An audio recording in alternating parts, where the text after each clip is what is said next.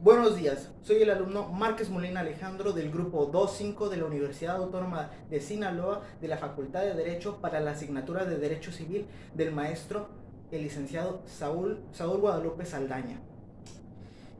Este video explicativo tratará sobre los derechos reales, los derechos personales, las obligaciones reales, las obligaciones personales, las referencias históricas al derecho de propiedad, eh, el derecho real de propiedad, el derecho real de copropiedad y los modos de adquirir la propiedad.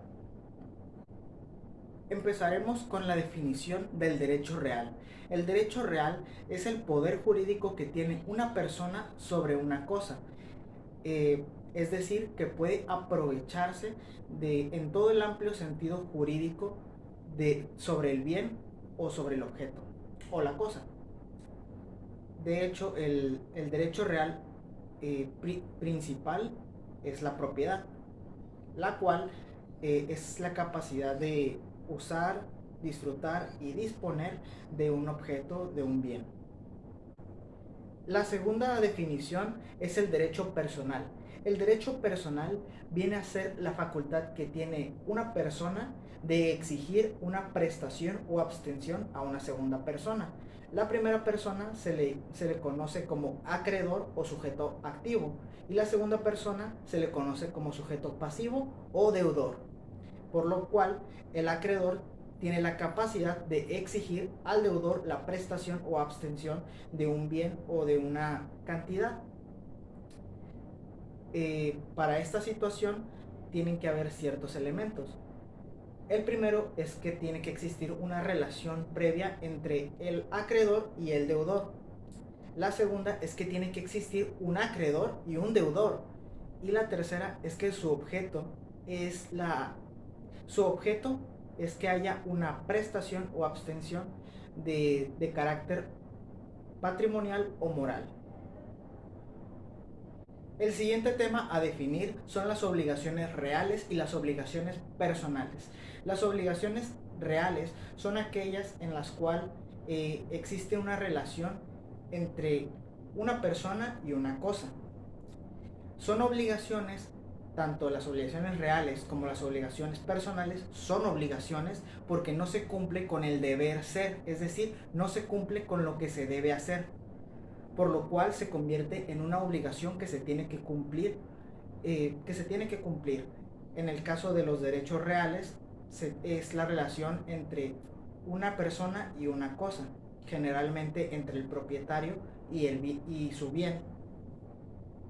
Mientras que por el otro lado las obligaciones personales son las obligaciones entre personas, obligaciones que son derechos que tienen también la característica del deber ser, que no se cumple y se convierte en una obligación personal. Ahora hablaré sobre las referencias históricas de la propiedad, empezando con el derecho romano. Durante el derecho romano se consideraba a la propiedad como un derecho absoluto, exclusivo y perpetuo para usar, disfrutar, gozar y disponer de una cosa o de un bien. Durante el modo de producción esclavista, que era el modo de producción del Imperio Romano, en este modo de producción, en este sistema, habían personas que eran conocidas como esclavos, por lo cual tenían la calidad de ser un objeto, una cosa, por lo cual habían personas, amos, los amos, los dueños, que podían ser dueños o propietarios de otra persona, la persona, el esclavo. Durante el feudalismo, la propiedad podía estar ligada, la propiedad llegaba a estar ligada a la política. Es decir, un señor feudal era el propietario de una gran extensión de tierra, siendo un gran latifundista, la cual era trabajada por sus vasallos, los cuales, si bien el señor feudal no era dueño de los vasallos, que eran personas, por así decir, libres, los vasallos trabajaban su tierra y todo lo que producían era para el señor feudal, y el señor feudal les daba solo una parte de lo que los vasallos producían dentro de la tierra del señor feudal, es decir, dentro del feudo. Después de la Revolución Francesa de 1789, se quita el carácter político de la propiedad y aparte se pone a la propiedad como un derecho natural del ser humano simplemente por ser un ser humano. Ahora, en el modo de producción capitalista, a la propiedad se le conoce o se le considera como un capital. Y el capital, dentro del modo de producción capitalista, tiende a acumularse en pocas manos, lo cual produce un gran nivel de desigualdad dentro de la sociedad, lo cual el padre del socialismo, Karl Marx, consideraba como algo que estaba mal, consideraba como atroz e incluso atacaba de gran manera al sistema de producción capitalista, considerando Marx que el capitalismo era malo. Consideraba que se podía crear una sociedad más equitativa, con lo cual surge la idea del socialismo, el cual sería una sociedad más equitativa, en la cual se llegaría a conseguir que todos los modos de producción que antes estaban en pocas manos, es decir, en manos de los capitalistas, pasaran a las mayorías, pasaran a una propiedad comunitaria. Ahora, hablando sobre la propiedad durante la era precolonial en México, durante esa época, las culturas precoloniales eran comunidades primitivas en su mayoría, por lo cual existía una propiedad comunitaria. O sea, la propiedad era de todos. Sin embargo, existían civilizaciones más avanzadas que vieron el surgimiento de pequeñas formas de propiedad privada.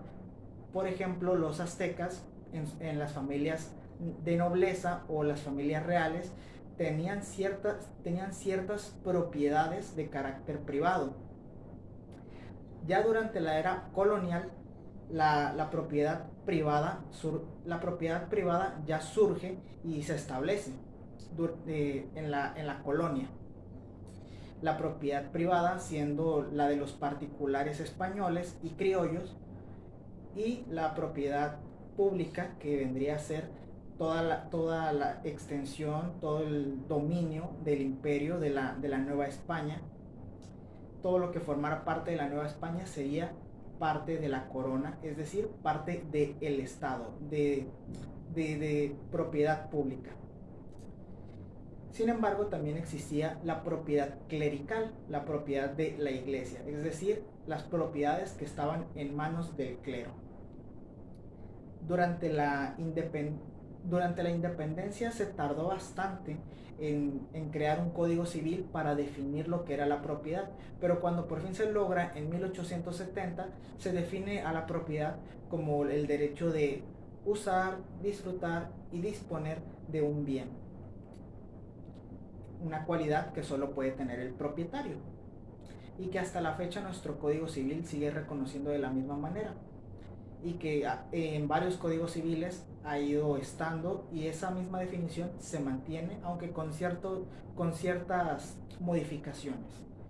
Sin embargo, después de la época revolucionaria y después de la Constitución de 1917, en el artículo 27 de la Constitución se establece que la propiedad de las tierras y aguas en territorio mexicano, en territorio nacional, son originalmente propiedad del Estado, lo cual le daría y da hasta la fecha ciertas capacidades al Estado sobre la propiedad privada.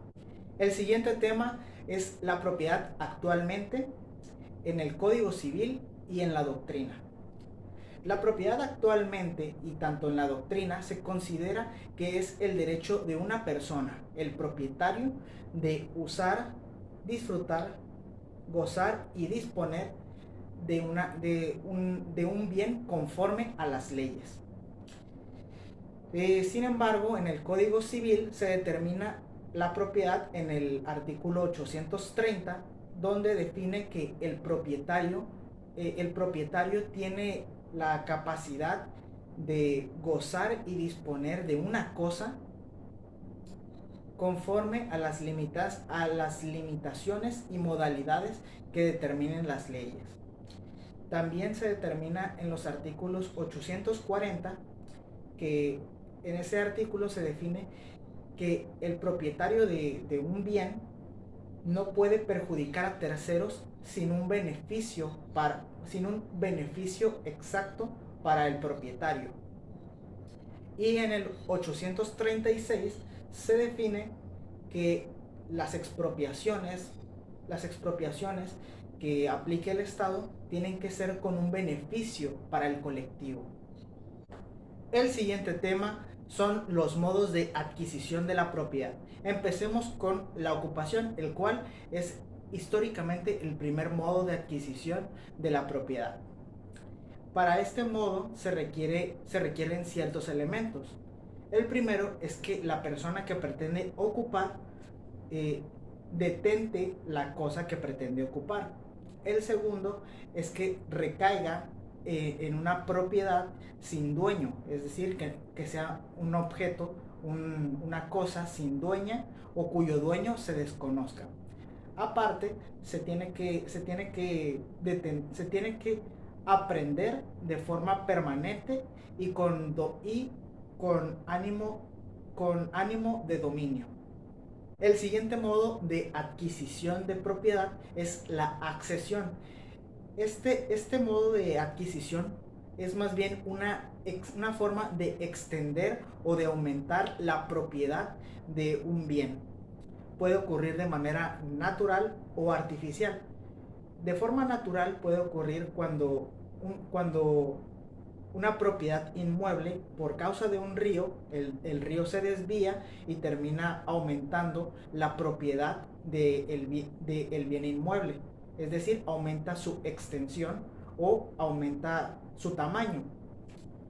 Por lo cual, el propietario del bien tiene una accesión, tiene un aumento, se le añade una porción de extensión, con lo cual esto ya forma parte del modo de accesión.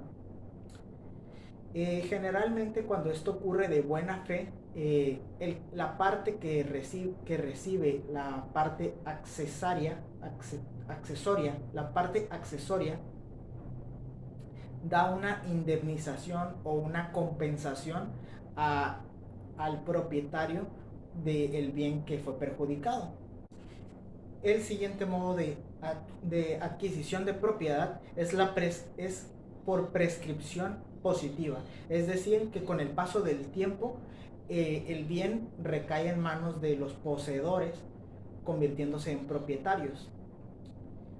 El siguiente modo de adquisición de propiedad es la adjudicación judicial, que esto ocurre por designio de un juez, el cual determina que tal bien o tal cosa pasa a manos de una nueva persona que se convierte en el nuevo propietario.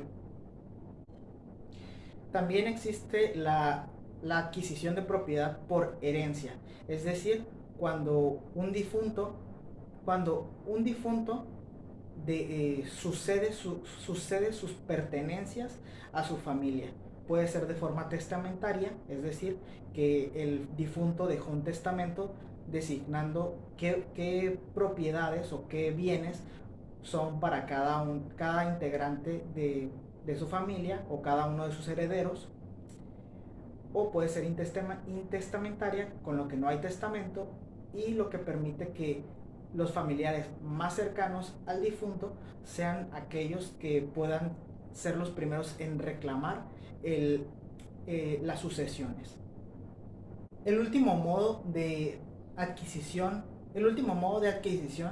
es por contrato. Los contratos pueden ser onerosos o gratuitos. Los contratos onerosos son aquellos en los cuales se está haciendo una compraventa, cuando una persona paga para conseguir el bien. que se considera como un contrato de compra-venta.